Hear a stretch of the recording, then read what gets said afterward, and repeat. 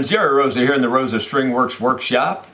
I want to thank you all very much for your continued support and for watching the videos. I appreciate that and all the nice compliments and everything. I thought I'd give you a little look at where Rosa String Works came from, or take you back to near the beginning if I could.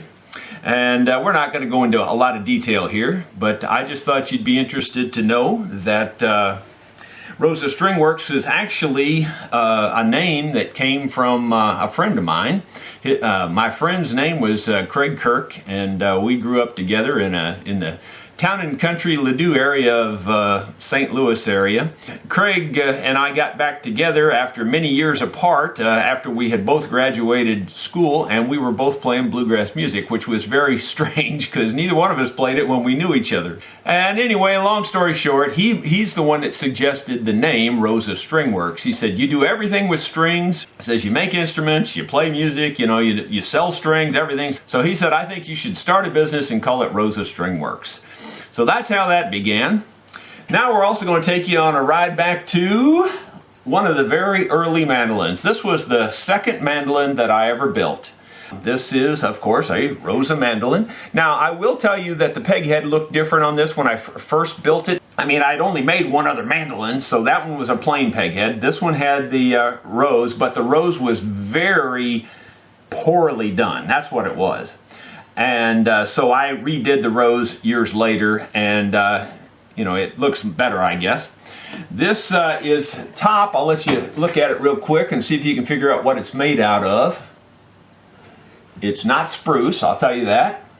It's not western cedar, I'll tell you that. It's redwood. And I have a real cool story on this top that I'll tell you if you care to listen. I used to work for Southwestern Bell Telephone Company, and I was an outside rep. I went out and talked to customers face to face. You know, did all kinds of things. Sometimes I'd even collect bills. Whatever I had to do, whatever customer needed, I went out and talked to them. Well, on my lunch hour, I'd be in different locations around the area, so I'd stop in different places. I'd always like to stop at hardware stores and lumber stores and things like that because that's just who I am. And I'd stop in there, just kill time on my lunch hour, you know. And I was walking around and I saw this giant stack of 2x4s. And when I say giant, I'm talking, you know, it was probably 4.5, 5 foot high and about that wide also, just completely full of 2x4s. Well, I didn't think anything of that, but then I just happened to look down in the board they were stacked on. I saw that sticking out from under the end of there, and it caught my attention. At this time, I'd only built one other mandolin, of course. And I saw that board, and I thought, man, that looks like a really high-grade piece of quarter-sawed redwood. And so I went, you know, got different angles on it and got down and looked at it. And I thought, man, that's a really good board. I would like to have that board. Of course, it's on the very bottom, you understand. So I went around and I started looking for the manager, and I found the manager and I drug him over to that pile of 2x4s. I'm almost embarrassed to tell this because it sounds so stupid. But anyway, I drug him over there and I said, I want to buy that board there. And he goes, which board? I said, that board right down there, the one they're all stacked on. He says, that board's not for sale. That's just the stack board. I said, I realize that, but I want to buy that board. I said, will you sell it to me? He goes, well, I guess I would if we could get it out of there. And I said, well, I'll tell you what, I'll unstack and restack the whole thing of 2x4s if you let me get that board. He goes, okay. So it just so happened that he had a young guy there working, and that he had the young guy help me, and we unstacked literally that whole stack of 2x4s, or at least most of it anyway, and got down to where we could get that board out. And we got the board out, and of course we restacked the 2x4s. And so I went up to the cash register, and the manager was standing there. I said, okay, after all that trouble that I caused you, and I'm sorry. I said, how much do you want for this board? He goes, I don't know. Will $1.50 be too much? I said, no, that's fine. I'll pay $1.50, no problem. So this top cost me $1.50. And I promise you, at one time, this might have been Well, I don't say it's the loudest mandolin I ever heard, but it was for sure the second loudest mandolin I ever heard in my life, up to one point. Now, what was that point? Well, this mandolin's had a rough life. I played it hard for years and years. I was getting ready to go to a bluegrass festival one day, and I always carried a double mandolin case that I built. I'll have to show you those cases sometime on a video.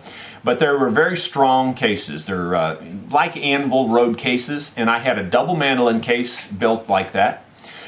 And I had set it down there in the garage floor, and I had set down my laptop computer in the garage floor. Well, my wife decided she's going to do me a favor and back the van out and clean it out for me. And she didn't realize that my mandolin and my laptop. At that time, I think it was a $7,000 Southwestern Bell owned laptop. I didn't own it myself, but Southwestern Bell, I think, had bought it from Toshiba at that time. And they were very expensive. I believe it was like $7,000 for that laptop. And then, of course, I had two mandolins in there that were worth probably about that same amount, too. This mandolin and the first one that I built. And anyway, the way the van backed up, it ran right over the top of this mandolin. And it cracked the mandolin down through here in 7 places. Literally 7 places it busted it. It didn't crush it, it just cracked it in 7 places. It was actually still playable, believe it or not. But it did crack it pretty good. Years later, I took it apart and re-glued all those cracks, put it all back together, and you really couldn't tell it. And then, would you not know, hardly 2 or 3 months after I did that, the case fell shut on it, and there was something sitting right here when the case fell shut, and it cracked it right there. This poor mandolin just can't get by. Well, I've been purposely not showing you the back because I wanted to tell you the story on that as well. It's a Birdseye Maple back. The first 2 mandolins that I built were both Birdseye Maple. Now, keep in mind, this mandolin and the first one were built well before I ever took the Lloyd-Loar mandolin apart. Matter of fact, I think I built several more mandolins before I took the Lloyd-Loar mandolin apart.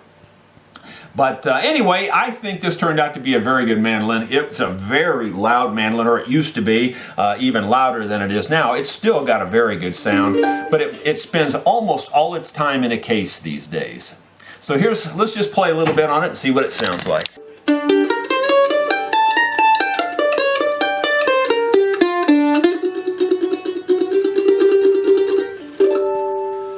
I just put the LSB 250 strings on here by GHS. Those are the silken bronze. It's the first time I've ever used them on this mandolin for sure, and I really haven't used those strings very much at all, but I think they're good strings.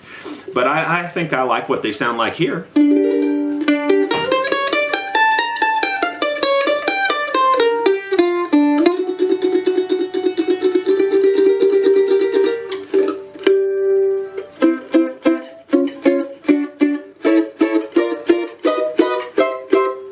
Let's see, let's play a little bit of Kentucky Waltz.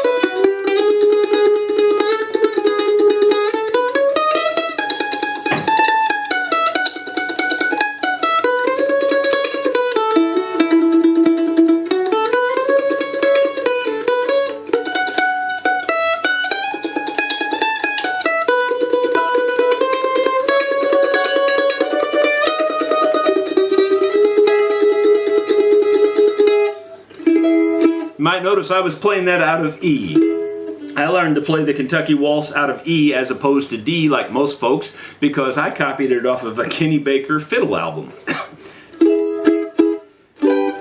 But I really like this old mandolin. I don't know why I don't play it more. It's just a really, really, really good old mandolin. Plays easy, sounds real good. Let's do a little something different.